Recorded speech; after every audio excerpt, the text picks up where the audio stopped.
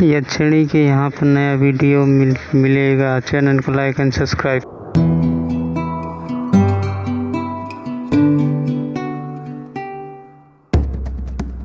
कायर घबराते हुए कहता है, पर वो काला साया इस हवेली के अंदर कैसे हमला कर सकता है? अभिमन्यु पलट कर कहता है, वो काला साया है कायर, वो कुछ भी कर सकता है। हम उसकी शक्ति का अंदाजा भी नहीं लगा सकते। देखा ना तूने उसने क्या किया? एक ही दिन में तारा के ऊपर उसने 2 बार हमला कर दिया और हम कुछ कर तक नहीं पाए।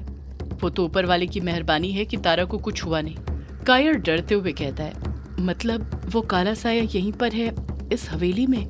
युग कुछ सोचते हुए कहता है, तारा की बातों से लग तो यही रहा है कि वो काला साया यहीं पर है। वर्चस्विनी कहती है, अगर वो काला साया यहीं पर है तो हम सबके सामने क्यों नहीं आ रहा है?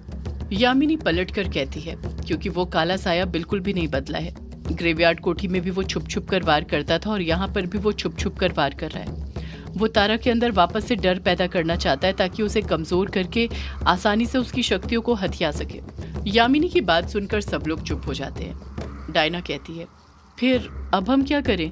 अब तो ये हवेली भी सुरक्षित नहीं है, वो काला साया यहीं पर है। यामिनी तुरंत बोल पड़ती है, हमें कुछ करने की कोई जरूरत नहीं है डायना, हमें बस और ज्यादा संभल कर रहने की जरूरत है। युग बीच में दखल देते हुए कहता है, ये तुम क्या बोल रही हो यामिनी? उस काले साये ने 2 बार तारा पर हमला कर दिया और फिर भी कह रही हो कि हमें कुछ करने की कोई जरूरत नहीं है। यामिनी पलट कर कहती है, वो इसलिए युग बाबू क्योंकि आपने देखा ना, इतना सब कुछ करने के बाद भी वो काला साया तारा का कुछ बिगाड़ नहीं पाया। मुझे तो लगता है ये सब उस काले साये की कोई चाल ही है। वो जानता है कि वो अभी भी तारा का कुछ नहीं कर सकता है, इसलिए उसे डरा रहा है। मुझे तो लगता है वो काला साया यही चाहता है कि हम कोई सा गलत कदम उठाएं और कुछ ऐसा कर बैठे जिससे तारा खुद उसके पास चली जाए। युग यामिनी की बात का कुछ जवाब देता उससे पहले ही अभिमन्यु यामिनी का साथ देते हुए कहता है, यामिनी बिल्कुल ठीक कह रही है युग, हम लोगों को बस अब और ज्यादा सतर्क रहने की जरूरत है। हमें तारा को एक पल के लिए भी अकेला नहीं छोड़ना है। कछुआ कहता है, मुझे तो लगता है हम सबको आज रात एक साथ ही रहना चाहिए और जब भी लगे कि कुछ गड़बड़ है, जरा सा भी कुछ अजीब चीज होते हुए दिखाई देती है तो एक दूसरे को इत्तला कर देना चाहिए। कायर कछुए के साथ ही डरते हुए बोल पड़ता है, मुझे भी यही लगता है कि हमें एक साथ रहना चाहिए, ऐसा करना ही हम सबके लिए ठीक होगा। सभी को कछुए और कायर की बात ठीक लगती है और वो रात को एक साथ रहने के लिए तैयार हो जाते हैं। सब एक ही कमरे में रुक तो जाते हैं पर नींद रात भर किसी को नहीं लगती है। सभी के अंदर उस काले साये का एक डर था। सभी को ऐसा लग रहा था कि ना जाने वो काला साया कब और कहां से आकर तारा के ऊपर हमला कर दे, इसलिए वो सब जगे हुए थे। देखते ही देखते कब रात से सुबह हो जाती है उन सबको पता ही नहीं चलता है। पूरी रात गुजर चुकी थी पर किसी को कुछ भी नहीं हुआ था। उस काले साये की जरा सी भी आहट किसी को महसूस नहीं हुई थी। कहते हैं रात अपने साथ अंधेरे को लेकर आती है तो नया सवेरा अपने साथ एक नई उम्मीद की किरण को लेकर आता है। सुबह युग और उसके दोस्त अभी तक कमरे के अंदर बैठे हुए थे, तभी कोई दरवाजा खटखटाने लग जाता है। यामिनी दरवाजे के पास ही थी, इसलिए वो तुरंत दरवाजा खोल देती है। जब वो दरवाजा खोलती है तो देखती है कि दरवाजे पर अमोदिता खड़ी हुई थी जो बौखलाई हुई थी। जब अमोदिता युग के कमरे का दरवाजा यामिनी को खोलते हुए देखती है तो उसे बहुत हैरानी होती है। अमोदिता यामिनी को घूरते हुए कहती है, तुम युग जी के कमरे में क्या कर रही हो यामिनी? यामिनी कुछ जवाब देती उससे पहले ही अमोदिता की नजर कमरे के अंदर जाती है और वो देखती है कि कमरे के अंदर सिर्फ यामिनी मौजूद नहीं थी, बाकी सब भी वहीं पर मौजूद थे। अमोदिता हैरानी के साथ कहती है, तुम सब यहाँ एक कमरे के अंदर क्या कर रहे हो? रात को कोई मीटिंग चल रही थी क्या? युग को अमोदिता को ये बताना ठीक नहीं लगता कि तारा के साथ रात में क्या हुआ था, इसलिए वो उससे सब कुछ छुपाते हुए कहता है, नहीं अमोदिता, कोई मीटिंग नहीं चल रही थी, वो बस ऐसे ही सब लोग साथ में थे तो सोचा रात साथ गुजार लेते हैं। अमोदिता मुंह बनाते हुए कहती है, युग जी, अगर रात ही साथ गुजारनी थी तो मुझे भी बुला लेते, मैं कोई पराई थोड़ी हूँ, मैं तो आपकी अपनी हूँ। अमोदिता की ये बात बोलते ही यामिनी उसको गुस्से से घूरने लग जाती है और उसे घूरते हुए ही कहती है, तुम यहाँ सुबह सुबह युग बाबू के कमरे में क्यों आई हो अमोदिता? तुम्हें युग बाबू से कुछ काम था क्या? अमोदिता हड़बड़ाहट के साथ पलट कर कहती है, हाँ यामिनी, मुझे ना युग जी को कुछ बताना था। युग बीच में दखल देते हुए अमोदिता से पूछता है, तुम्हें मुझे क्या बताना था अमोदिता? अमोदिता कहती है, ऐसे नहीं युग जी, ये बात मैं ऐसे नहीं बता सकती आपको, आप ना मेरे साथ नीचे चलिए। युग मुंह बनाते हुए कहता है, नीचे चलूं पर क्यों? अमोदिता कहती है, पहले आप चलिए तो सही युग जी। युग मन ही मन सोचने लग जाता है, ऐसी क्या बात है जिसके लिए अमोदिता मुझे नीचे ले जा रही है? युग अमोदिता के पीछे पीछे जाने लग जाता है। बाकी सब भी उन दोनों के पीछे चले जाते हैं। जब वो सब हॉल में पहुंचते हैं तो देखते हैं वहां पर रजनी और वंदना पहले से खड़ी हुई थी। उन्हें देखकर ऐसा लग रहा था जैसे वो युग के ही आने का इंतजार कर रही थी। युग अमोदिता से कहता है, अब तुम मुझे बताओ कि अमोदिता तुम मुझे यहाँ हॉल में क्यों लेकर आई हो? ऐसी क्या बात है जो तुम मुझे कमरे में नहीं बता सकती थी, जिसके लिए तुम्हें मुझे यहाँ पर लाना पड़ा?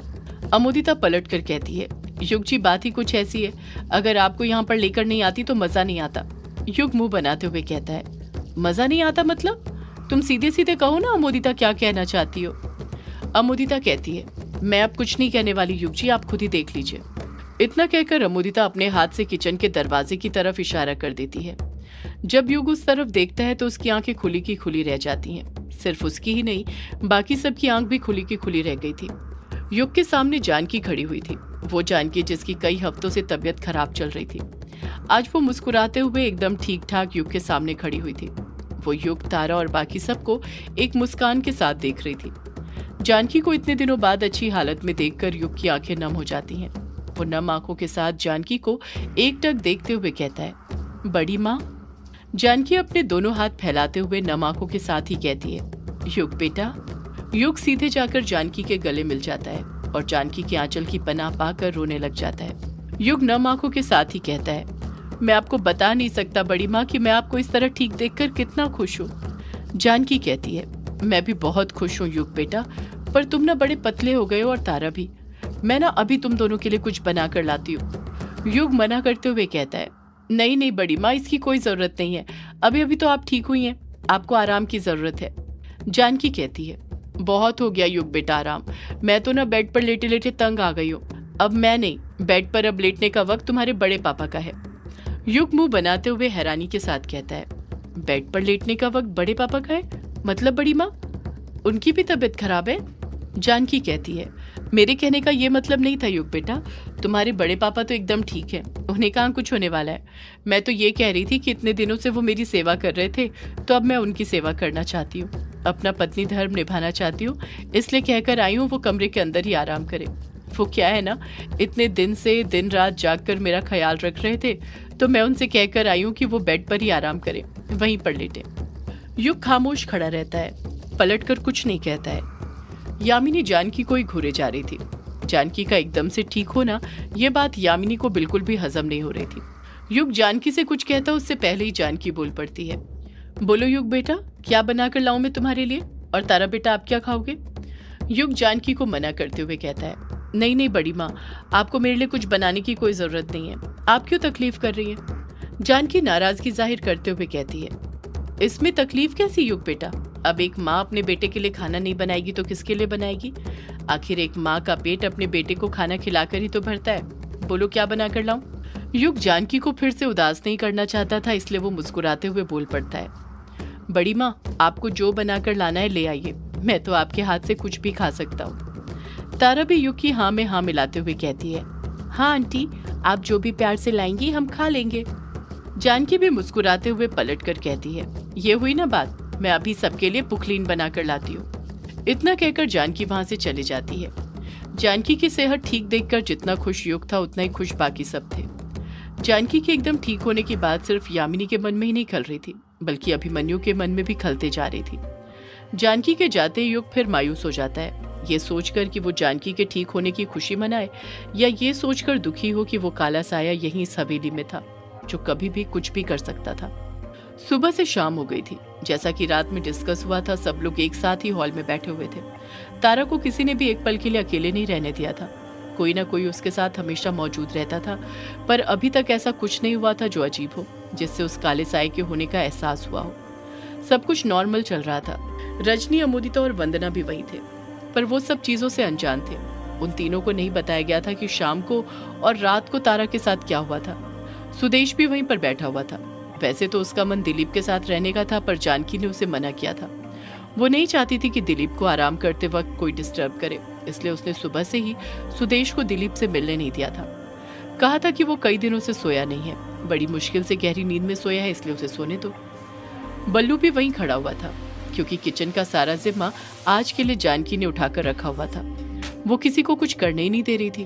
उसने कह रखा था कि किचन की सारी जिम्मेदारी आज उसकी है, वो सब कुछ संभाल लेगी। जानकी सुबह से ही युग और तारा का बहुत ध्यान रख रही थी। उन्हें कुछ न कुछ खाने का दे रही थी। वो कभी तारा को दूध लाकर देती तो कभी फल काट कर देती। जानकी पूरा दिन कुछ न कुछ करती रहती। सुबह से शाम तो हो चुकी थी, पर शाम होने के साथ पूरी हवेली में एक अजीब सी हल्की हल्की गंध हर तरफ फैली हुई थी, पर किसी का भी उस पर बिल्कुल ध्यान नहीं था। ध्यान था तो तारा पर, उसकी सुरक्षा पर। सब लोग हॉल में ही बैठे हुए थे। तभी वहां पर चटर्जी आता है। जैसे ही वहां पर चटर्जी आता है, वर्चस्विनी तुरंत उससे पूछती है, चटर्जी तुम कहाँ रह गए थे? तुमने तो कहा था कि तुम कल शाम तक आ जाओगे और तुम आज शाम को आ रहे हो। चटर्जी के मन में आता है कि वो वर्चस्विनी और बाकी सबको भी कमली की लाश वाली बात के बारे में बता दे, पर अगले ही पल उसे एहसास होता है कि अभी किसी को भी ये बात बताना ठीक नहीं था, क्योंकि उसे अभी तक पता नहीं चला था कि आखिर वो आदमी कौन था जो कमली की लाश को शमशान से ले गया था, जो काले साई की मदद कर रहा था। वर्चस्विनी फिर चटर्जी से पूछती है, चटर्जी कहाँ खो गए? मैं कुछ पूछ रही हूँ तुमसे, इतना वक्त क्यों लगा दिया वापस आने में? कुछ बात है क्या? सदियों से है पुरानी ये है यक्षिणी की कहानी। यक्षिणी एक आग है, यक्षिणी तेरा ख्वाब है।